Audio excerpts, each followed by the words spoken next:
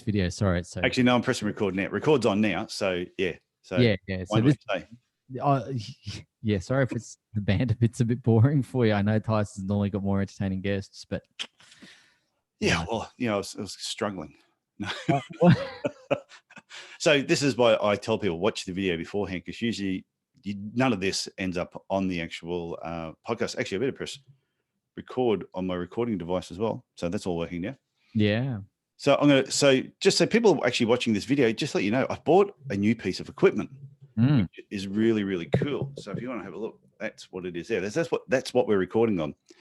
And I'm going to play around with a few buttons, which will add some sound effects. That's what these buttons are here. Now, this may not make the actual finished product, because I may end up deleting it all out. This could go really well or really badly. This could go bad really quick. So I'm going to do my intro, Jesse. So I'm going to hit the music. I'm going to do my intro, and then we'll take it from there. Like Last of the Mohicans? No, my proper music. Here we go. Okay. So stay tuned.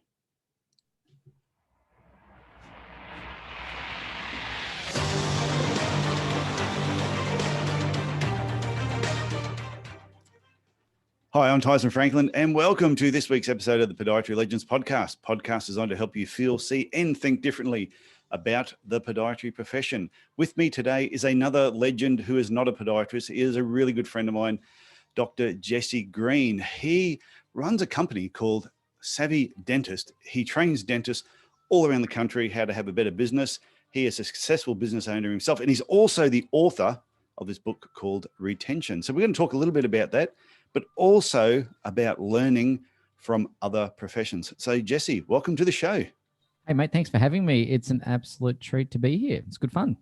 It is. And you were on It's No Secret, Dr. T 3 or 4 times? 3, I don't know. It was a few, maybe 4. I think it was 4. I think you were on there 4 times, and we spoke about, and what I'm going to do, I'm going to put a link in the show notes from this show to those 4 episodes. Yeah. Because we covered so much stuff on those other ones about Recovery Paradox, which was really cool. AC/DC. Yes. And I can't remember what else we spoke about. But it was good. It was good. The Recovery Paradox is really good. And that was just to let people know that's when sometimes something bad may happen with a patient or somebody you know, or a relationship. And it doesn't mean that relationship's over. There are certain ways that you can fix it. And in the end up being closer than what you thought. So Jesse and I, we didn't start out on the, can we tell that story? We can tell that story. Do you want me to tell it, or do you want to tell it? No, give your version. Because I think my version actually paints me in a better light than I know you're going to paint. Yeah, okay, paint your version of how. Paint my version, and then Tyson's going to edit that out and make me sound like a complete terrible person. So the story goes that I wrote the book Retention that Tyson just showed. And one particular day, I received a phone call from a real estate agent who was managing a property we have, and the tenants had skipped out of town owing rent and had left a bit of damage behind, and I was in a really bad mood. And anyway, then the order for these books, I can't remember how many books there was, maybe 15 or 20 books came through. 16. Okay, there we go. I ordered 16 books. 16 books. And my PA at the time said to me, we've got this order for 16 books. This is a bit unusual. What do you want to do with the postage? And because I was in a bad mood and feeling like I'd been done over and ripped off, like, make him pay for the postage, stuff it. Because on your website, it said, when I ordered the 16 books, and because I was going to a mastermind group, so I ordered the 16 books so I could take a copy to the mastermind group. And it said postage, $5. I went, bargain. Yeah. So so it was only $5. Yeah. And the assumption being that most people were ordering one book. But nonetheless, I was having a bad day. My PA at the time relayed the postage situation to Tyson. I can't remember even what it was. I can't remember what the amount was. But anyway, you $45. 45. Yeah, but I don't hold a grudge. No, clearly I thought we were past this, but maybe not. But anyway, Tyson wrote an email back to me basically telling me to stuff the books up my jumper and or thereabouts. And I had the opportunity to reflect on that, and I realized that it wasn't my finest hour. And so what I did was I got 16 books and boxed them up. You sent me 20 books. 20 books, was it? You sent me 20 books. Yeah, you sent me more than what I'd ordered. And didn't charge the postage. Didn't charge me postage, yeah. And the note was, I actually have the note here. Yeah, there you go. Yeah, because I kept the note in the copy of, I won't read it out because it just says a lot about me being a top bloke, because you came to your senses. But because when Mel actually contacted me and said, oh, yeah, I'm Jesse Green's personal assistant. Yeah, that wasn't Mel. It wasn't Mel back then. No, it wasn't Mel back then. Okay, well, anyway, whoever contacted me, who wasn't as good as Mel, said, oh, Jesse Green wants to pay, the postage is actually $45. And I said, yeah, but it said it was $5 on the website. They went, yeah, but it's $45 because you're ordering 16. I said, exactly. I'm ordering 16 books. Yeah. And you want to squabble over $40. And she went, well, I'm just telling you what he said. And I said, well, you can tell Jesse. And I told her where she could tell you to put the books. Yep. Very uncomfortable, let me tell you. I gave it a red hot go. Yeah. Tried with 8 and had to stop at 8. Yeah. Page 8. But yeah, so in any event, I sent the books up to you with a note. You got to go back a step though. We had a mutual friend, Andrew Griffiths. Yes. Who I mentioned it to Andrew. I said, that bloody Jesse Green dude? He goes, oh yeah. I said, asshole. and I told him the story. He just went, and he went, yeah. Well, not that he said that, but he just went, oh, that is so unlike Jesse to be the way. And I think it's a really important point because sometimes I've had people I've met who have said, oh, I know that person and they're really mean or they're rude. And I've gone, geez, I've known them for 20 years. I've never seen them that way. Mm. So I caught you at a bad time. Andrew Griffiths said to me, that is so unlike Jesse Green to be that way. Mm. Then I think he had a chat to you. Yeah, he said, mate, you having a bad day? I went, yeah, and kind of, warbled on. He said, yeah, I need to talk to you about Tyson. I went, oh, yeah. And I knew as soon as he said, I went, yeah, I know. And so anyway, the books got sent to you. The didn't charge you for any books, didn't charge you for any postage. So free postage. After all of that, free books and free postage. And I still took the books overseas to the mastermind group. So yeah, it was good. it ended up being a bonus because by then you had said, I just assumed I wasn't getting the book. So I went and ordered 16 other books. They were actually Andrew's book. so Andrew won in the end anyway. Yeah. And then your book turned up. That's why Andrew said, no, he's really a prick. Yeah. So I took both books to the mastermind group. So everyone was really happy because they got 2 books from me. Well, there you go. But it was from that all of a sudden I went, oh wow, you're not the person that I thought you were. And then I think I phoned up, said thank you, and then friendship sort of just built from there. Yeah, and we've been bosom buddies ever since. And the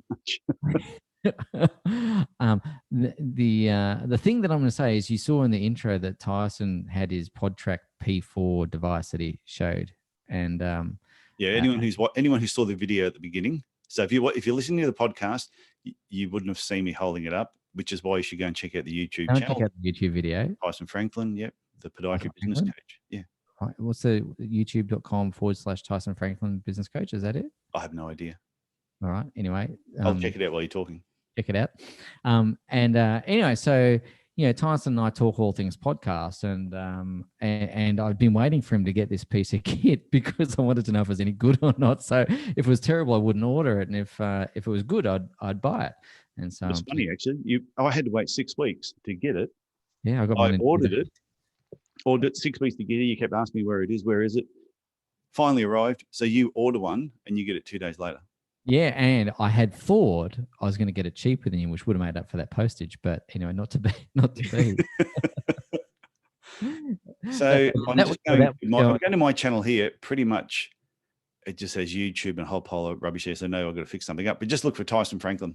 There's not too many of us around. What if you created a pretty link, TysonFranklinYouTube.com or TysonFranklinTV.com? Yeah, probably could. Yeah. Okay. All right. Leave it. So anyway, the reason I got you on wasn't to talk about the recovery paradox. but that was a really good example of, even if you have a patient that you've had the biggest falling out with, that usually there's something has gone on if it's out of character, and you can repair that relationship, and that patient can become one of your best patients ever. Yeah, it can become a really fierce advocate for your practice. And in that episode, I told the story of a patient, Colin.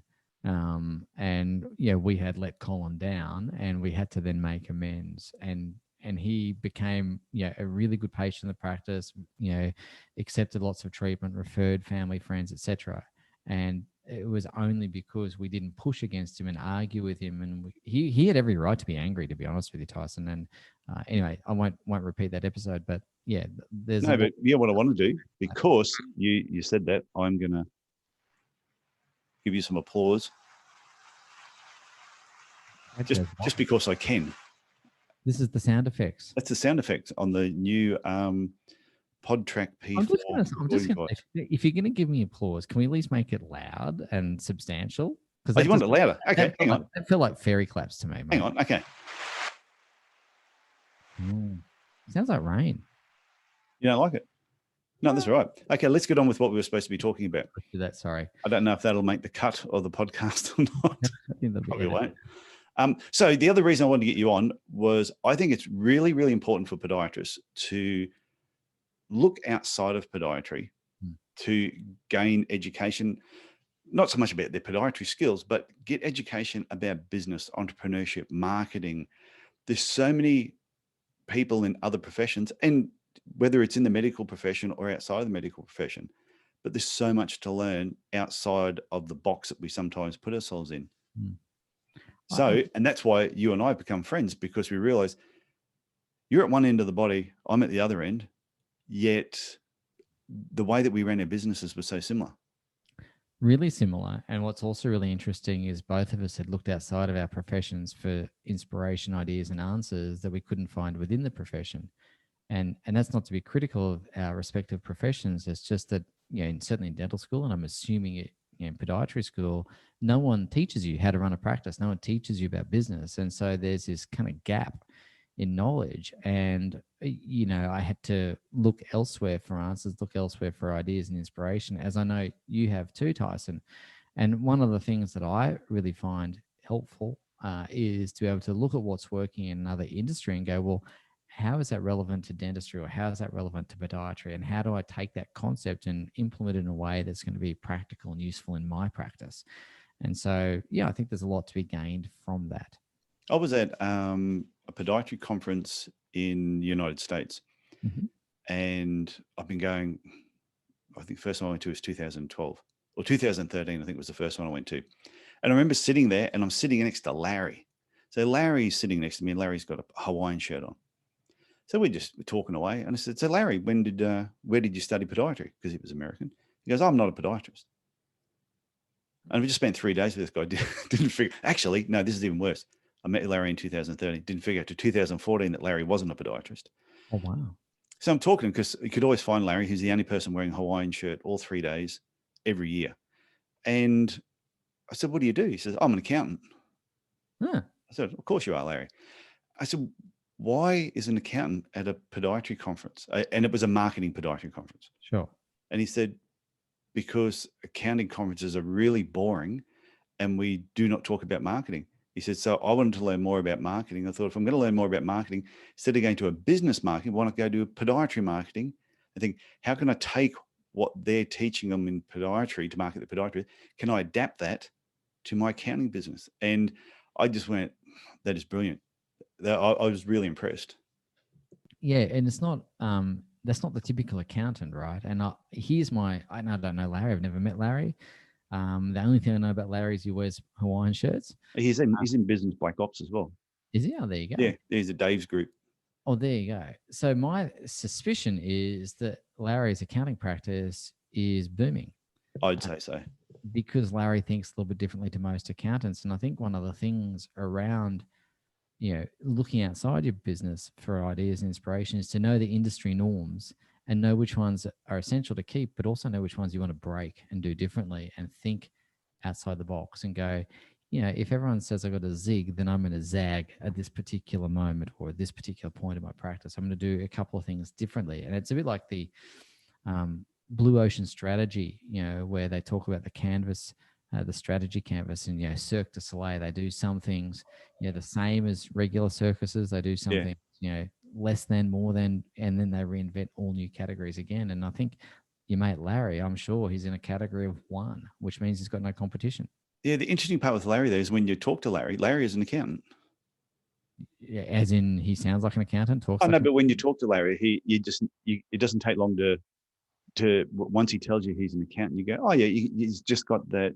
He's not outlandish, even though he wears Hawaiian shirts. He's not a loud. So I don't want people listening to thinking, oh well, of course Larry, the Hawaiian shirt wearing accountant, is going to podiatry because he's out there, but he's not really an out there sort of person. No.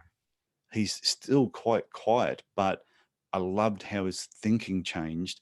And I thought, well, as a podiatrist, I never, going way back, would have thought about, oh, could I go to a different conference, to a different profession and try and learn something?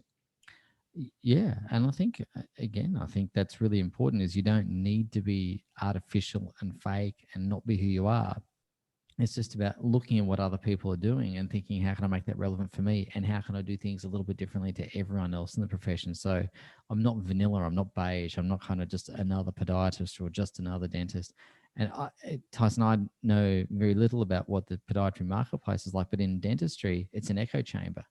And so, if you go into the Facebook groups, very commonly it's just everyone doing the same things and reinforcing the same advice, which becomes vanilla and beige again, and no one's looking outside of that to kind of go, yeah, there's got to be another way here. Yeah, well, it's like your book though. Yeah, it's called Retention, which is very sounds very dental, but in general, every profession needs to retain their patients. Mm-hmm. So whether it's learning how to do recalls and reactivation or following up incomplete treatment, every profession needs to do that. But sometimes it's good to see, like I learned a lot going to your events and working out how dentists do things and then taking those ideas and bringing them back to podiatry, because it's similar but different. Yeah, they're cousins, right? Close cousins. Yeah. Same idea, same concept, but implemented differently. And then implemented differently, not just for the profession, but based on that person's individual personality and how they do it as well. You could have two podiatrists that take the same concept around retention and they do it slightly differently, but they're operating from the same first principle of retaining patients or following up incomplete treatment or having a recall system that functions really well. But each person puts their own spin on it. Same with marketing, attracting new patients or giving that patient experience. I know in your practice, Tyson, you used to have superhero themed rooms, right? You had, I think, the Green Lantern room. Is that right? Oh, we had, yeah. My room was the Invisible Man because I wasn't there very much, but we did have Captain America, Superman, Spider-Man. The toilet on the door was themed Thor, the God of Thunder, which we thought was appropriate. The staff room was the Batcave. My wife's office was Wonder Woman. So, but we just had fun with it, and patients had fun, and kids who came into the clinic had fun. So I think, again, I know we're talking about other industries and so on, but what I really liked about that, Tyson, in that particular instance as well, is you know your market. You know who your ideal patient is. You know what they're interested in, and you seek to attract people that find that fun, amusing, etc. Yeah. But again, it doesn't have to be whether you're into Marvel or DC Comics or whatever it happens to be. You could have, if you're into music, you could have a Beatles room and a Rolling Stones room and a whatever room. Yeah. Or if you're just into the Beatles, you could have, which is what I'm trying to get my wife to do in her dental practice, but she's totally not up for it. I want to have an Abbey Road room, a Sergeant Pepper's room, a White room, etc. Yeah, I've mentioned on this podcast a few times a guy over in the United States. He's like a Wizard of Oz fan. And they reckon when the front doors open to his clinic, when you walk in, it's the yellow brick road all the way up, and his reception counter is all done up like the castle. Oh, that's awesome. And they said people talk about his clinic, and people turn up at his clinic just to go in and have a look. So it's something that people actually talk about. So I reckon that it's just anything you can do that's a little bit different and not so beige is a good idea. Yeah, I think it's great. And like there's all sorts of stories where people do things differently. I remember going to, this is going to sound weird, so please.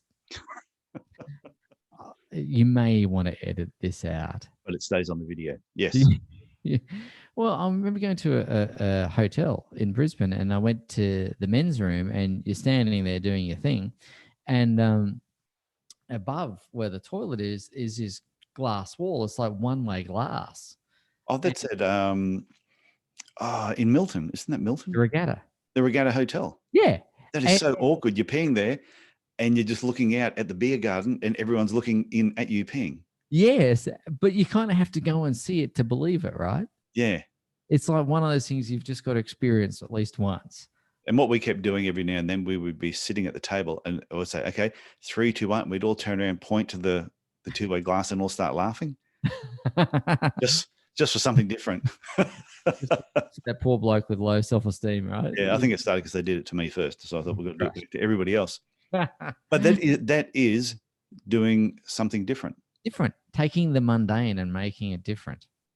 Yeah, I was at I was in Pennsylvania, and Lancaster, Pennsylvania, and there was a pub there. We went there for a trivia night, and somebody said, "Oh, you've got to go. Even if you don't have to go, you must go to the bathroom at some stage before you go." Mm-hmm. I went, "Why?" And they went, "You just got to go." I went, "Well, I've had a few beers. I'm going to have to go at some stage." I went in there, but they just had it themed. This pub, it was like a mannequin setup, but it was like a murder scene done in the bathroom. And I walked in, just went, "That's just bizarre. That's just really, really bizarre." But they said it's something that people talk about. Yeah. So I think in every business, what is something that when people leave, they don't just walk away and go, "Well, that was beige. That was okay." It's something they walk away and they talk about it. Well, it's really interesting. I've got a couple of clients who I worked with for a lot of years, and they're never going to be the ones that have the urinal that you look out. Yeah, on no. the beer garden. That's just not their scene. Nor are they going to have a murder scene in the toilets. But what they used to do, which I thought, and that they're very they're Buddhist, and what they used to do at the end of every appointment is the wife was really keen on origami. And so at the end of every appointment, and she was an absolute gun at creating these, things out of paper in, 5 seconds flat. And she would create, whatever it is she'd create at the end of every appointment and give them the gift of the paper creation. And it became such a thing that people would be coming, waiting to get their next thing, their next creation from her. And they'd collect, her repertoire of things. So she was always having to learn new things. But it became a real talking point. People go, "Well, I got the crane last time, and now I want the this or the that, and da da da da da." And she'd fold it for them, and that would be great. And just those little details make a difference, because when you're driving out of the car park, when you drive into car park, there's a sign that says, car parking for whatever podiatry clinic or dental clinic or whatever it is. But on the way out of the car park, not many people pay attention to the signage on the way out. And they just put, I can't remember the exact sign, but it was just a gratitude message on the back of the signage, again, which fit very much with their brand around mindfulness and so on. But it was really just it was really coherent. I think that's a brilliant idea. I think if you control your own car park, then you have a sign that says car park on the way in, but why not even thank you? We really appreciated your business today. Yeah, and that's pretty much. I'm glad we could help you today with your foot pain, and that's a sign that actually goes out. That is brilliant. Yeah, and so the thing around your job is done, Jesse. You can leave now, because there's the takeaway point for anyone that owns a car park. On the way out. But this is the thing about when you talk to other people in other professions, and you open your eyes and your ears and you really look around and see what other people are doing. You walk into a business. What is it that wows you about a business? And if it wows you, it probably wows other people. Yeah. Then can you do that in your business or some form of modification? When you go into a business, what annoys the living crap out of you in a business? And if it annoys you, it's probably annoying everybody else, and make sure you're not doing it. Totally. And all you need to do is take your inspiration from any of the telcos or banks, and you'll find out what not to do in a really fast way, right? But on that note, I think it's what I really liked about the origami and the signage is to come back to Larry, right? If you're not assuming that Larry is this loud, gregarious character that's doing all sorts of weird and wonderful things outside of his nature. It's about being true to yourself, but how do you apply those concepts for you that make sense for you? And same with, these clients of mine, that they were not extroverts or outgoing sorts of people, but they created this really wonderful and memorable experience. And I think they got the idea very candidly. I remember them saying is they went to UNCUT or something like that, and it was the serviette folding. Okay. And then oh yeah, that's really cool. Let's do that at work. But that's the thing. It's like you said, it doesn't have to be outlandish. You don't need to be crazy. You don't need to spend a lot of money. It's just give the patient an experience or something that they can talk about when they get back to work. So I say when a patient leaves you, they're going to a number of different places. Or they're going home to talk to the family. They're going to work to talk to colleagues. They're catching up with some friends for some drinks, and they're going to talk about where they've been. What you hope is not going to see their lawyer. But if they are going to see the lawyer, they tell them how awesome you are. Yeah. So you want that the next person they talk to, when they say, "Oh, what have you been doing today?" "Oh, I went to my podiatrist." And amazing. Yeah. You're not going to believe it. They had the best signage on the way out of the car park. Could you believe it? But I think like I've looked at chiropractic clinics, been into a few, and there's a few things I like, a few things I don't like. I look at the things I like and I go, how can I apply that in my business? Yeah. Physiotherapists, not so much, because most physio clinics I've ever been into are usually the worst run clinics I've ever seen. Really? See, I find medical practice is a bit like that too. You've got battle axe at the front who, weaned on vinegar. Yeah. Like kind of, break your neck as soon as look at you. Remember Prisoner that used to be on TV, the original Prisoner? Yes, I do. And what was her name? I won't say what they used to call her because I know the actress, but I can't remember the character. The actress, but yeah, she's built like a brick. That was Freak. Oh, okay. Yeah, the Freak was the big one, but before the Freak, there was another one that was on there, and she was just like Vera Bennett was her name on the show. Yeah. So yeah, I retained too much information that's unnecessary. But she was just like some of these receptionists where you walk in and they peer over the glasses. Yeah. All they say is, "Doctor will be with you soon." You go, oh, ouch. Yeah, I bet you're fun. What do you do for kicks? Well, I drink vinegar. And I think that's really important. Every time you walk into a business, how you're greeted, does it make you feel beige? Does it make you feel good? Does it make you feel inferior? Does it make you feel unhappy? Just don't do the same thing in your business. I think the thing around that, again, I don't know if I'm getting off track, Tyson, so bring me back on track if we need to, but in dentistry, we say, you got to remember there's a person on the end of the teeth. And it's the same with podiatry. There's a person on the end of the foot. There's not just an ingrown toenail, or it's not just a sore heel or whatever it happens to be. There is a person, and it's about understanding that person and creating that relationship. And so, again, you can find really good ways of doing that. We recently took our car in for service at the VW dealership here in Canberra, and the guy there, car yards like normally it's dripping with ickiness. Yeah. This guy was so good. His service level was over the top amazing. Escorted us everywhere, got everything done for us. Didn't charge us a cent for this particular issue we had. And then you kind of go, well, that was a good experience. I'll go back there again and again and again. And in fact, we told people about it. Like, if you're going to get a car, go get it serviced there, because they are really on it. And I don't know where he learned it from. I don't know what he's done. But again, the things that, I took out of that experience were just go that extra mile, do those little things that make a difference. And of course, we try and do that anyway. But it was just the way he escorted us to another person. He handed us over to another person. He didn't leave us waiting. He never left us alone. He escorted us throughout the whole business. And, that was just something that, we try and do anyway in our practice, but it just reminded me of it. I think that's a really good point. When you said you don't have to do that much more. Doesn't take that much more effort to make the person feel 10 times better than what they felt.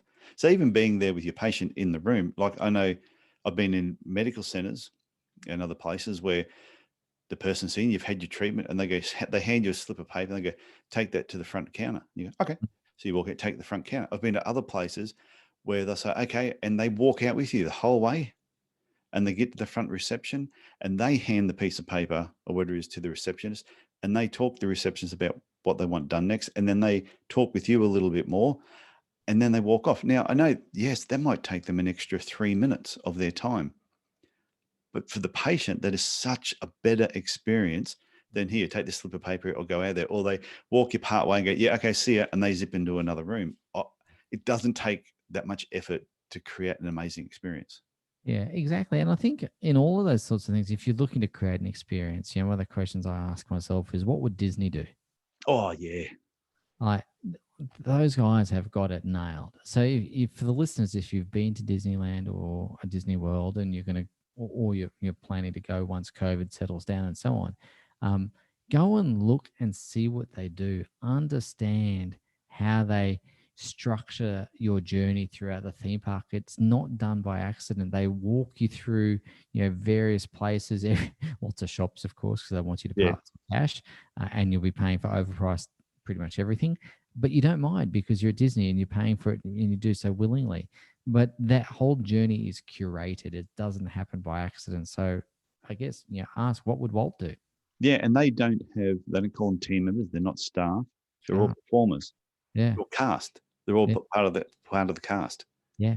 And they all class as performers. When we were in Disneyland, and people may have heard me tell this story before, and I'm going to say it again anyway. I was in the shop and there was this young girl. She was with her mother, and she was crying. And the mother said, oh, you'll be okay. It's all right. Maybe we'll find it. And someone from one of the people that work there came over and said, oh, what's wrong? Why are you sad? This is the happiest place on earth. You shouldn't be sad. She goes, I left my bag on one of the rides, and when we went back, it was gone. And the mother said, and then I saw the lady sort of reached out and flick a switch on like her microphone thing. Yeah. And all of a sudden she went, oh, tell me what was in the bag. And as she's describing and telling her what's in the bag, somebody else is actually listening to this conversation. Somebody else is running around the stores and putting all the stuff in a bag. And so she just kept her there talking for a little bit long. Next thing, someone turned up with a bag and just said, oh, here you go. We've put this together for you. Yes. And I just sat there, I stood there watching this whole thing and just went, that was amazing. Yeah. And what did it cost Disney to do that? A couple of bucks to put the stuff together. But what experience is that for the mother, the child, the amount of people I've told that story to? So they have got thousands and thousands, hundreds of thousands of dollars of business out of that one kind act. Absolutely. Not to mention, I'm just going to say the 10,000 listeners on this episode, mate. So there's another 1,000 people right there. Have you read the book, Be Our Guest? I have, actually. I have. It's one of my favorite books, Be Our Guest. Yeah, it's a great book. And look, again, I think Disney do so many things so well that you could spend your whole life studying Disney because they just do it supremely well. But again, if you're going to look outside the industry, look to places like Disney, look to places like Universal Studios or wherever else the theme parks might be. How is that journey curated? Or look at a restaurant. What do they do well? What are they serving? How are they doing it? What are the waiters saying or not saying? What's the service look like? What's the ambience like? All of those things you can create some lessons from and take into your practice. And I love it. There's a guy, you probably have heard of Paddy Lund. Dental happiness. Yeah, he's a really well-known guy in dentistry, and he's the guy that basically turned his dental practice into referral only. It was like Tiffany's. You had to ring the doorbell to get in. So he took that idea from an exclusive jewelry shop. You couldn't just open the door and walk in. You had to ring the bell. He cut up his reception desk with a chainsaw and turned it into a cafe with a big coffee machine, and was baking donuts or muffins out the back. So he had the smell of baking going through. So he took those ideas from a coffee shop and turned his waiting room into a coffee shop. Fantastic. It's great. Yeah, he was the first. When I read his book, he was the first. That was the first time I read somebody talk about A, B, C, and D type patients. Yeah. He went through all his patients, and D were dead, got rid of them. C's, didn't want them, got rid of them. And his goal was to turn his B's to A's, and he only kept his A's. Yep. And the B's that didn't turn into A's, he got rid of them too. Got rid of them as well. Yeah. Then he went from working 6 days a week to 3 days a week and made twice the amount of money. Yeah. So there is a method in his madness. Yeah. But most people go, oh, that would never work in my industry. I couldn't possibly do that. And I think that's the big risk in listening to an episode like this where you go, oh, that's a really interesting story about Disney, or that's really good for Paddy Lund who did that, but that would never work because my business is different, right? I hear that all the time. My business is different. this is different. You don't say, I'm in a different situation. And I'm like, we're all in the same situation. I totally get, like, right now, COVID, different countries, different lockdowns, different restrictions, but take COVID out of the way and people were still saying the same thing. Totally. And it's really interesting. Yeah. Even when we talk, and this is not on topic, so I'll try and come back to topic, but when we talk about fees a lot, yeah, my patients would never allow me to charge that. Well, really? Yeah. Really? Well, let's test that. Let's be sure about that. But of course, if you're going to be the most expensive, as Andrew Griffiths would say, someone has to be the most expensive. Why not you? You've just got to deliver value for that. And the value is in the experience. The value is in looking outside of the industry and implementing those things we spoke about. It gives you tremendous price elasticity if you can introduce those things from outside the practice, outside your profession into your practice. But it's no different to Universal Studios. You've been to Universal? No, I have not. Well, if you and I ever go, because I think we're going to go to a Business Black Ops event at Dave Free's Business Black Ops together. I think when we do that, we need to go to Disneyland. Mm-hmm. We'll go to Disney Uni, and then we can go and do the VIP tour at Universal Studios. Okay. And I write about it in my book. It's no secret. There's money in podiatry if you haven't got a copy. And, but in there, they talk about, they have a normal ticket, which was say $86. They have front of line ticket, which was like $180. And then they have VIP ticket, $300. Mm-hmm. Now, the first time I went, we got front of line because I don't like waiting. And it was a good experience. We had a good day, front of the line once for each ride and each event that was on. Had a fantastic day. Then I went with my brother and son and I said, let's do the VIP day. This is a couple of years later. VIP, we got in an hour early. We got fed food. We had everything was just so much better. It was one of the best experiences I've ever been in a theme park. We got to go and play with the props. We went on a movie set. It was fantastic. Now, when I sat back and thought about that, and the reason I put it in the book was if you offer people a VIP service, there's people out there who are prepared to pay a VIP service. So there's always going to be people that just want the ticket to get in. There's the people who want a little bit better and they don't want to have to wait. They want a slightly premium service, but there are people who want a VIP service. Yep, absolutely. And the thing around that as well is going back to the Paddy Lund thing, because that was a VIP experience as well.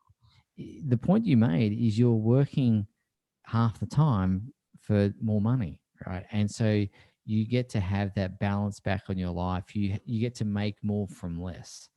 And you're absolutely right, Tyson. There are always people that want a VIP experience, a front of queue experience, or whatever it is. And I guess the thing around that is, what's the VIP experience in a podiatry clinic look like? How can you have a preferential pricing system? And again, people listening to this might go, "Oh, what do you mean? An orthotic's an orthotic, isn't it?" Maybe it is, maybe it's not. I mean, I'm not an expert on orthotics, but you can have your black orthotic, or you can have a colored orthotic. Again, I don't know. I'm making that up. It's hard when you're talking about stuff you have no idea what you're talking about. But, no, but I think the point you're making is an orthotic might be one area that can it become a VIP service, or maybe it can't. But the idea is to think about, can it be made a VIP service? It's just like someone coming in just for general podiatry care. Can you make that a VIP service? The whole experience, can it be made better? Okay, so let me redeem myself after my orthotic fail. It'd be like me talking about dentures. Well, just because you wear them doesn't make you an expert. Boom, boom. Wait, hey, where's the... hang on. Yeah, hang on. Say that, Jake, one more time. Just because you wear them doesn't make you an expert in them, Tyson. Oh, hang on. Go to do it one more time. Just because you wear them, Tyson, doesn't make you an expert in them. Oh, there we go. Right. Third time lucky. Should have made that louder. Man, you're really good with this sound effects. I wouldn't, like, normally I wouldn't do it because we're friends and we joke around a bit. I don't mind doing the sound effects. Yeah. Okay. Right. That's because of, we made up after the books. But the point. Sorry. This is going to be edited heavily, isn't it? Probably. The point I was trying to make, though, is you can have a front of line service in your practice. You can reserve those premium appointments for front of line customers, right? You could easily say, my premium appointments are before work and after work, or whatever it is, right? Or lunch times, or definitely. People I don't understand So we open up on 7:30 on Tuesday and Thursday morning, and we work until 7:30 at night. And I'm going, and you charge the same? And they went, yeah. I go, why? Why? You should be charging a lot more Bingo. for those times. Yeah. So there's a perfect example. That's the perfect example of a front of line service. You could even have a membership where you charge people a monthly fee and you're guaranteed to get in on the day of your choosing. I remember a GP that I used to see many years ago. He moved out of Cairns, and I said to him, I was in there, always running late. And I went in there and I said, "You're always late." Geez, it annoys me. I said, "If you weren't as good as what you were, I'd go somewhere else." He said, "Oh." So I said, "No, actually, it's getting to the point where," I said, "I'm thinking of going somewhere else because it just annoys me more than how good you are." And I said, "Why do you run late?" So he told me why he ran late. I said, "Why don't you just charge more? Yeah. Why don't you have a guaranteed on-time appointment day, that on Tuesday, guaranteed that you'll be on time for your appointment all the way through the day, and just charge more?" Mm-hmm. "Oh, I don't think my patients are like that." And I said, "Well, I would." I said, "I'm your patient." So he tried it on one day and it worked. Booked out, made more money, less patients, but he still only ever did it the one day. That's nuts. Yeah, didn't because he didn't want to lose all his other patients. I said, "But you'll get to keep your good patients." Exactly. The A's, B's, C's, and D's, Yeah. right? You know, It's crazy. And that's the thing, is it takes courage. It does take some courage. That's it. And so I think it's easy for us to say, "Oh, what an idiot. Why didn't he do that 5 days a week?" It's easy to sit back and say that. But when you're the person in the thick of it, you have that, skip a beat kind of thing going on in your heart, going, "God, if I do this, am I going to kill my practice?" I And know so it is terrifying. Yeah. To make a change, even when we were talking before I pressed record about attending an event or paying to do like a reboot program or just anything like that, people go, "Oh, I have to part with this money to do that." Anything that just is a little bit uncomfortable or steps you outside of your comfort zone a little bit, or is a change, people would rather just stick with doing the way that they have always done it, to avoid that uncomfortable feeling.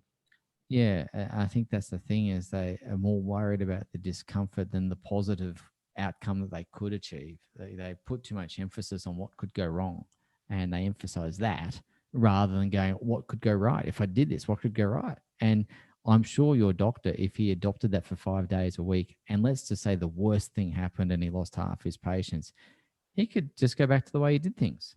That's true. Yeah, that's the other part, is any change you make, it's my usual joke that nobody ever gets. Yeah, it's the changes you make are not set in concrete, it's set in sand. The only thing set in concrete is Jimmy Hoffa. But I got that joke, by the way, because I remember you telling me that joke. I was in a bookstore once and I laughed. You said, "You're the only person I know that gets that joke." yeah, I know there'll be some younger people listening to this going, "No, still don't get it." Look up Jimmy Hoffa, and then that joke will be funny. Yeah. But the idea, but what I mean by it is, you make a change in your business. If it's not working, you change it back. Of course. And the good part about it, you will learn, and it mightn't be the change that you made was no good. It could be. I remember you said a brilliant quote once. I don't know if it's yours or you got it from somewhere else, but I'm going to credit you for it. A good idea at the wrong time is still a bad idea. Oh no, I think that is mine. And if I did mention someone else, I don't know who to credit it to, so I'm just going to claim it. But yeah, sometimes you can have a great idea at the wrong time, and therefore it is still a bad idea. But it doesn't mean throw it out.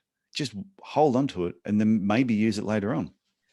And I have made that mistake. I'm going to tell you, I've learned that lesson the hard way, where I've had a good idea at the wrong time, threw it out, only for the circumstances or times to change, and then to have that face palm moment later and go, "Oh man, yeah, should have, could have, would have." Well, we're recording this at the moment, the day before I start my next reboot program. Now, it had, like, the previous ones have booked out really fast, and some have been like so oversubscribed, and I ended up setting up another group. And this time I was sitting down thinking about it, going, why hasn't this one been as popular? Because it's January, and I think the reboot is a great program, but maybe January is not the right month to be doing it. So I realize now, when I do it next year, do it February, because January is just one of those months that it is just crazy. You're getting back from holidays. I've had people contact me say, I really want to do it, but I'm so busy at the moment. Can I do the next one? So it's already made me realize And then when I finished last year, the last group finished like into December, and it finished too late. So where I was trying to do 4 groups a year, next year I'm just going to do 2 groups. Yep. And have it start later and finishing earlier. So you got a February to November window moving forward? February to October window. Okay, nice. Yeah. So you do it February through to say April, bit of a break in the middle, and then I think August through to October. And just do the 2 groups. May let more people in the group instead of the number that I've had. But I think that's going to work better. So like I said, the reboot's a great idea, but sometimes bad timing can make it a bad idea for some people. Yeah, and that's absolutely right. And it'll be the same with patients in the practice. We just find in our dental practice as well, we present the treatment. It's January. I'm still getting back from holidays, or I'm getting over the Christmas, whatever it is. And can I talk about this in a little bit later? And yeah, that's fine. We'll talk about it a bit later. And so, it's easy to dismiss that patient as, oh, they don't get it. They're not interested. They never say yes to treatment. And you get yourself into this frame of mind. And then it becomes a self-fulfilling prophecy. So I think you've got to be really conscious of how we take that on board and how we can reflect that and actually create the circumstances that we don't want by our own mental attitude as well. Yeah. So to repeat that quote, a good idea at the wrong time is a bad idea. Yep. Then. Yes. Doesn't mean it's a bad idea overall. So if you try something and it doesn't work, we did I'll go back a few years ago. We'd done something. I can't remember exactly what the marketing thing was, but at the same time we did it, Cairns got hit by a cyclone. Yeah. Okay. Right. So you sort of went, okay, was it no good or was it just bad timing? And in the end, we tried it again like a month later and worked really well. Now, a cyclone is an extreme. Yes. But sometimes it can just be bad weather. Yeah. If you see a lot of older patients, they don't particularly like getting out when it's like monsoonal rain. No. And even, older patients right now in COVID might not feel comfortable going out depending on where they're located. If they're in, as we're recording this, parts of Sydney or Melbourne or wherever, and they might not want to go out. So the best marketing campaign towards seniors at this moment in time in certain areas might not be the right campaign right now. Yeah. But it could be a perfectly good campaign somewhere else or at a different time. Okay. So before we finish up, Jesse, there was one of the things in your book, I think it was the 3rd chapter, actually. I did mark it. You do know I wrote that a while ago. You have to remind me what chapter 3 was. I was chapter 3. This is just the last thing I wanted to talk about before we finish up. And I think it's really important for everyone to remember the power of why. Yeah. Like why, like I think going back to if you have your own business or even just becoming a podiatrist, why did you become a podiatrist? If you wanted to have your own business, why did you want to have your own business? And just constantly reminding yourself of that.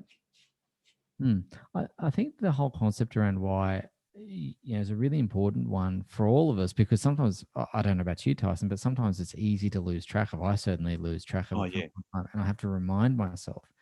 And it's that asking the question. I can't remember who said it, Tyson. You'll know and remind me, but like asking why 6 or 7 times until you kind of get to the real core of what. That was Dave Freeze. Dave Freeze said when you ask a patient a question why they've come to the clinic, for example, the first thing they tell you is normally a lie. That's what he said. He said, so if I ask a patient, I say, how can I help you today? I've got a sore heel. All right. And I go, and what else? So it's like an and question.